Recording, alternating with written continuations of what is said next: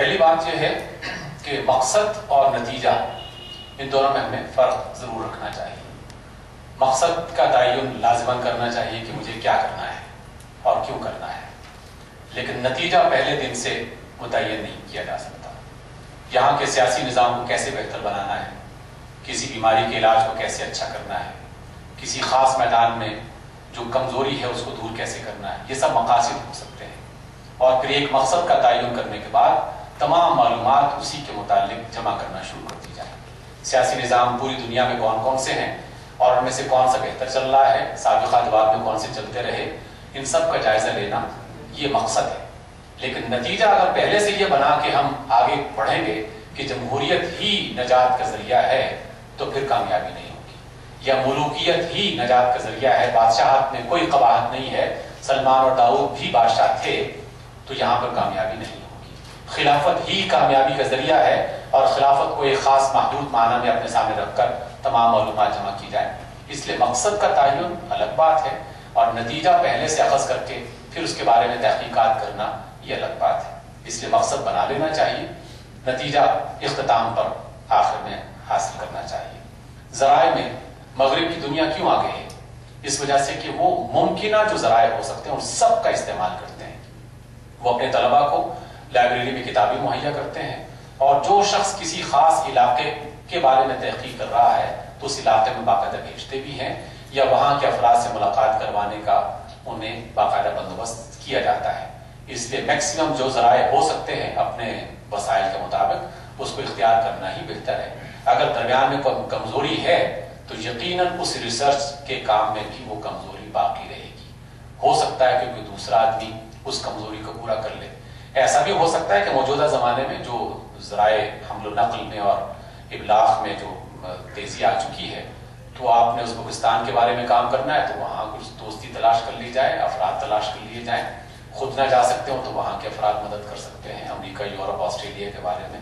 تو اس لیے ذرائع کا میکسیمم استعمال کرنا اور اس تک پہنچنا تو لازمی ہے. جہاں کوئی رکاوٹ ہے تو رکاوٹ کو دور کرنے کی کوشش کرنی چاہیے. محض چند ذرائع پر اکتفا کرنا تو چند کلیوں پر قناعت کرنا ہی ہو گیا.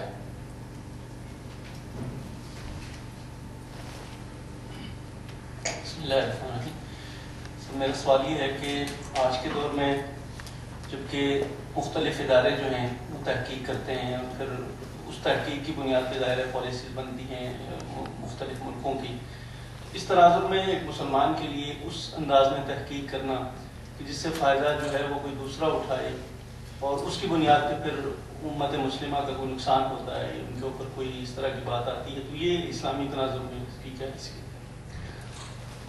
میرا خیال یہ ہے کہ کوئی بھی اہل علم وہ صحیح نیت کے ساتھ کام کرتا ہے تو اسے سب انسانوں کے لیے کام کرنا چاہیے، اور جو بھی اس نے ایک اچھا کام اچھی تحقیق کے بعد پیش کیا ہے اس سے مسلمان بھی فائدہ اٹھا سکتے ہیں اور غیر مسلم بھی فائدہ اٹھا سکتے ہیں.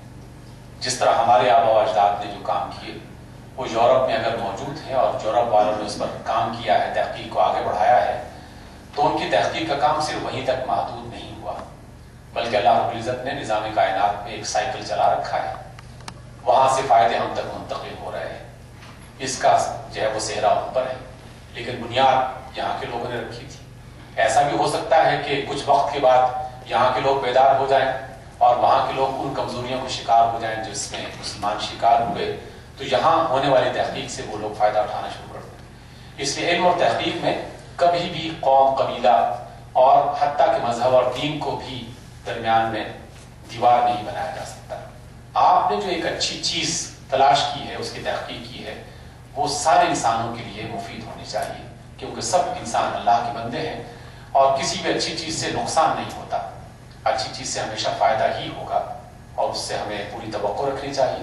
اگر آپ کو اس انداز میں سوچ رہے ہیں کہ کوئی ایسا ہتھیار بنا دیں کہ جس کو دشمن اختیار کر لیتا ہے اور اس کو استعمال کر کے مسلمانوں کو نقصان پہنچاتا ہے، تو یہ بھی کوئی قابل قدر چیز نہیں ہے، بلکہ وہ ٹیکنالوجی جو آپ پڑھائیں گے یقیناً اس کا پھر تدارک بھی آپ کرنے کے بارے میں سوچیں گے اور اس میں آپ کی توانائی میں اضافہ بھی ہوگا. اس لیے ہر اعتبار سے تمام پہلوؤں کا جائزہ لیا جا سکتا ہے، اور علم، اچھا علم کبھی بھی نقصان دہ نہیں ہوتا، وہ ہمیشہ فائدہ مند ہی ہوتا ہے.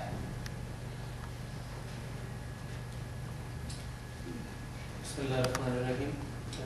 آج کل تحقیق ایک چیز ہے اور اپنی رائے کا اظہار دوسری چیز.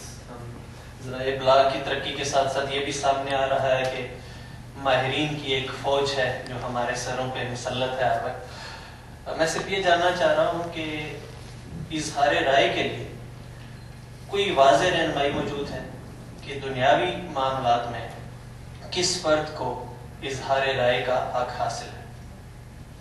دیکھیے، ہر میدان میں ہر فرد کو اظہار رائے کا حق حاصل نہیں ہے. صرف دنیاوی معاملات میں بلکہ دین کے معاملات میں بھی اور دنیا کے معاملات میں بھی.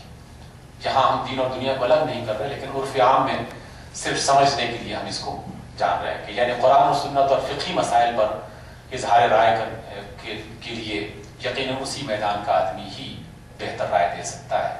اس کے بارے میں ہر فرد اگر رائے دے گا نقصان کا اندیشہ ہوگا. علاج اور معالجے کے معاملے میں بھی ہر فرد دوائیں تجویز کرنا شروع کر دے گا تو نقصان ہوگا. اور اسی طرح سیاسی معاملات میں بھی ہر فرد اظہار رائے کرے گا تو اس میں بھی نقصان ہوگا. تو یہ بات تو روز اول سے متفق علیہ ہے کہ جس میدان میں جو بندہ ماہر ہے اسی کو ہی رائے پیش کرنی چاہیے اور اسی کی رائے پر عمل کرنا چاہیے. لیکن یہاں میں تحقیق کے حوالے سے ایک چھوٹی سی بات ہی کہنا چاہتا ہوں. ہم بعض اوقات تحقیق کو یہ سمجھتے ہیں کہ تحقیق شاید پرانی کتابوں میں سے کچھ باتوں کو تلاش کر کے لوگوں کے سامنے پیش کر دینا ہے. اگر آپ غور کریں گے تو پرانی کتابوں میں بھی تو مختلف افراد کی آراء ہی لکھی گئی ہیں. پرانی کسی بھی دوسرے فرد کی، پرانے زمانے کی کسی فرد کی رائے کو آپ بہت وقت دیں اور موجودہ زمانے کی کسی فرد کی رائے کو وقت نہ دیں تو اس میں بھی کوئی عقل مندی والی بات نہیں ہے. یعنی تحقیق کا مطلب صرف یہ نہیں ہے کہ پرانے کسی عالم کی بات ہے تو وہ قابل قدر ہے اور جدید دور کے کسی فرد کی بات ہے تو وہ قابل قدر نہیں ہے، بلکہ اس بات کو مختلف دلائل کے اعتبار سے ناقدانہ جائزہ لیتے ہوئے یہ ثابت کرنے کی کوشش کی جائے کہ فلاں رائے درست تھی کہ نہیں تھی. ہو سکتا ہے کہ کسی قدیم زمانے کے بڑے عالم سے بھی کوئی ایسی بڑی خطا ہو گئی ہو رائے کے اظہار میں کہ جو آج کل کے دور میں قابل اصلاح ہو سکتی ہے. تو محض کسی قدیم کا قدیم ہونا اسے باعزت یا قابل قدر نہیں بناتا اور کسی جدید کا جدید ہونا اسے ناقابل نہیں بناتا. ابن خلدون رحمۃ اللہ علیہ نے اپنی کتاب کے مقدمے میں یہ بات لکھی ہے کہ ہر جدید در حقیقت آنے والے وقت میں قدیم ہو جاتا ہے اور ہر قدیم اپنے زمانے کا جدید ہی ہوا کرتا تھا. اس لیے تحقیق میں ہم پرانی تحقیقات کو، آراء کو، افراد کی باتوں کو شمار کر کے کہنے ہم نے بڑی کمال کی بات تلاش کر لی ہے تو کمال کی بات اس بات کی وجہ سے ہوگی، اس کی قدامت یا کسی فرد کے ساتھ منسوب ہونے کی وجہ سے نہیں ہوگی.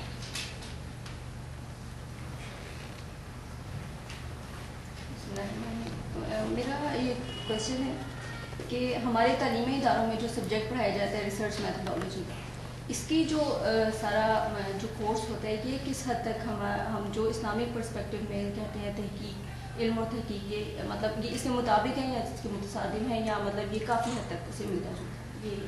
دیکھیں، موجودہ زمانے میں یونیورسٹیوں میں جو تحقیق اور علم کے بارے میں ایک باقاعدہ مضمون ہی پڑھایا جاتا ہے، اس میں بہت ساری کتابیں بھی تعریف کی گئی ہیں. یہ کتابیں یقیناً اچھی ہیں اور اس لیے اچھی ہیں کہ اس میں یورپ میں لکھی جانے والی تحقیق کیسے کی جائے، تحقیق کیا ہوتا ہے، تحقیق کے مقاصد اور تحقیق کے ذرائع اور اس کی شرائط کیا ہیں، ان کو پیش نظر رکھ کے جو کتابیں لکھی گئی، عرب دنیا میں جو چیزیں لکھی گئی، ان سب کا جائزہ لینے کے بعد ہی اس کا خلاصہ تقریباً ان کتابوں میں آپ کو ملتا ہے. تحقیق کے جو انداز، میں نے ابھی امام بخاری کی کتاب کی مثال دی آپ کو اور اس طرح کشف الظنون جو ہے حاجی خلیفہ کی میں نے آپ کو مثال دی. 20 کتابیں ایسی ہیں جو قدیم زمانے میں لکھی گئی، لیکن اگر آپ اس میں سے کسی ایک کتاب کا جائزہ لیں تو انسانی عقل حیران ہو جاتی ہے کہ انہوں نے بھی انہی تقریباً ضابطوں کو اختیار کیا جو موجودہ زمانے میں بیان کیے جاتے ہیں. اس لیے اس میں مزید بہتری کی طرف انسان قدم بڑھا رہا ہے. تو ہمارے ہاں جامعات میں جو تحقیق پر کتابیں لکھی جا رہی ہیں اچھی ہیں، لیکن اس میں بہتری کا عمل ہمیشہ آگے بڑھتا رہے گا، اس کی گنجائش باقی رہے گی.